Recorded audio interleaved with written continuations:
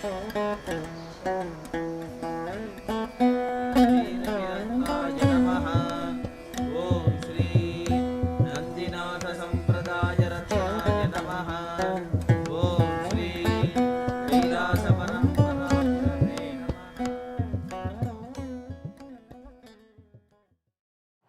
Hinduism simply a way of life? This is a question I am frequently asked at satsang gatherings. It invariably makes for spirited discussion, as there is avid interest and a lively diversity of opinion. Years ago, Swami Chinmayananda, founder of Chinmaya Mission, gave a dramatic lecture on the subject. He said, "Hinduism is not a religion. It is a way of life. You can today hear it in every drawing room, wherever youngsters are sitting and discussing Hindu culture and India. You can hear them blabbering this quotation, 'Hinduism is totally different. It is not a religion.' Then what is it? It is a way of life. This is a false statement. No thinking man will accept it or give it any credit at all. What an abominable stupidity is wrapped up in such an attractive sentence. Hinduism is not a religion. It is a way of life. Oh, I see. And Christianity? It is a religion? Oh, so it is not a way of life? What is religion without a way of life? How can there be a way of life without religion? Think. It is a self-contradiction to say it is not a religion. It is a way of life. If Hinduism is not a religion, it is only a way of life, then Christianity is a religion and therefore no way of life. What is religion without a way of life? Does not a religion guide us in our world, in our life? So it is an empty, high-sounding statement. Swamiji goes on to explain that the notion originated with German Indologists who, in the late 1800s, translated the word mata as religion. Swamiji says, the Germans, who first tried to translate our Sanskrit literature, unfortunately made a great mistake. They used mata for religion. Buddha mata, the religion of Buddha. Christava mata, the religion of Christ. Muhammadiya mata, Islam. Then they came to Hindu mata, and the poor Germans got confused. Because in the Hindu religion, there are very many mata. It is a composite mata. Mata comes from the Sanskrit word mati, meaning buddhi, intellect. That which is crystallized in the intellect is called a mata. Mata only means an opinion. Hindu religion contains Shankara mata, Ramanuja mata, Madhva mata, various acharyas who have given various viewpoints of life, and the attitudes or the thoughts of the Upanishads. They are all called mata, mata, mata. So the Germans came to the conclusion that Hinduism is not a religion. Then what is it, they wondered? It is a way of life. Hindus inquiring about the merits of this infamous statement are generally not immersed in the practice of Hinduism. They may have in mind that the sum total of Hinduism is to follow Dharma, to live virtuously and fulfill one's duty, and that there is no need to do more. Hinduism is a way of life, but it is a spiritual way of life, encompassing good conduct, worship, selfless service, scriptural study, and meditation. And what is the definition of a spiritual way of life? Religion. While Sanatana Dharma is, as the Germans observed, a family of faiths, it also stands strong and proud as a religion in its own right. These faiths all share certain common elements of culture, liturgy, scripture, and basic philosophy, as reflected in the core beliefs: karma, dharma, reincarnation, all-pervasive divinity, and more. Hinduism gloriously fulfills all the qualities of a religion in every sense of the word. Remember, the Germans were no friends of Hinduism. Their redefinition of our faith as a non-religion was a powerful criticism, one that unfortunately Hindus themselves adopted. It is intellectual suicide and a global public relations disaster to deny that our faith is a religion. Hinduism stands proudly with the great faiths of the world, and it does this not because it is a way of life. Vegetarianism is a way of life. Non-violence is a way of life, but neither is a religion, and neither will be invited to a parliament of the world's religions, as Swami Vivekananda was back in 1893.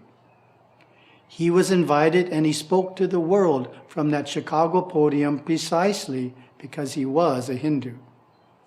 Yes, there are those who think using the H word demeans something, but they are wrong. They are neglecting the import of the word religion on the global stage, as well as in the local community among other faith groups. Standing together under the banner of Hinduism, we enjoy the many protections given to religions, and we have a respected, unified voice to the media, to government, to boards of education and planning departments.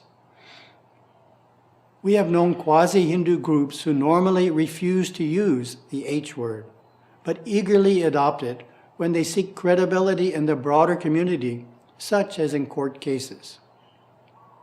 Hinduism's finest future is to stand side by side with other religions, not other ways of life. Hindus who parrot the notion that Hinduism is not a religion are not serving Sanatana Dharma well. They have failed to see how wrong-headed this posturing looks in the eyes of the world. What if the Muslims claimed Islam is not a religion, but just a way of life? Or Christianity, Judaism? They don't do that. They are proud of their spiritual identity, but for various reasons, including the persistent nuisance of the colonized mind, Hindus hold on to this self-destructive fallacy. Numerous swamis who established movements in the West in the mid-20th century perpetuated this idea as a means to teach Vedanta, yoga, and meditation to Christians and Jews without provoking religious objections. As a result, such concepts have become household words, but without being acknowledged as Hindu. Swami Chinmayananda said it so well, "It is an empty, high-sounding statement, one we can all avoid." Happily, this is changing in small but important ways. The Hindu youth we encounter today are proud of their religion, eager to learn more about it. In universities the world over, Hindu students want to stand proudly side by side with students of other religions. The Hindu American Foundation's Take Back Yoga campaign, which works to re-establish the practice as having its roots in the world's oldest faith, is a bold indictment of the way of life argument. In each satsang I hold, one basic question invariably arises: how can I make Hinduism practical in daily life? I stress that to know and practice Hinduism in the fullest sense, one should engage in all the areas it encompasses: dharma, worship, selfless service, philosophical study, and meditation. Together, these five make for a complete physical, mental, emotional, and spiritual regimen to follow throughout life. Devotional practice without philosophy can easily turn into superstition. Philosophy without devotion and selfless service can devolve to mere intellectual argumentation and speculation. Taking Hinduism as only a way of life, one misses out on the inner benefits of devotion and philosophy. And without meditation, one has no way to experience the oneness of Atman and Brahman, of Jiva and Shiva, which leads to illumination and liberation. Let's look at these five layers more closely. Dharma is the foundation of Hindu religion, as capsulated in the code of conduct called yamas. Yama means reining in or controlling the base instinctive nature, such as the tendency to become angry and harm others, to lie or manipulate events in our favor, and to steal to acquire something we desire and otherwise could not have. Such expressions of one's instinctive nature need to be harnessed, as actions based on them create negative karma and keep one constantly in an upset state of mind. Dharma also includes a wide array of cultural observances. Saiva, selfless service, is the next facet of Hindu practice. Many individuals serve through giving a monetary donation to a religious or other nonprofit organization. While it is easy to open your wallet or purse and give, say $50, selfless service offers a more serious commitment, requiring the sacrifice of one's time. Selfless service need not be limited to the temple. It can be done at work, at school, wherever we are in the world. Devotional practices such as attending puja at a temple, going on pilgrimage, conducting puja in one's home shrine, and repeating a mantra on japa beads deepen humility and raise the subtle energies to the higher chakras of cognition and divine love. Scriptural study builds a firm foundation of philosophical clarity and accurate understanding of God, souls, and world that enhances and informs every aspect of one's life. Such study includes the Vedas, agamas, the texts of one's denomination, and the teachings of the saints and sages of one's guru lineage. Choice of study material should be in consonance with one's sectarian philosophy.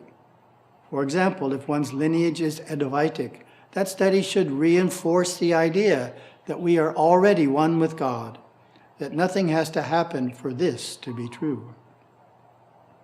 Meditation and other yogic sadhanas, the fifth aspect of Hinduism, are the doorway to personal realization. Meditation can propel the individual beyond philosophical concepts about divinity to actual experience of those truths. This can be compared to reading about the taste of a ripe, juicy mango versus actually taking your first bite. Which would you prefer?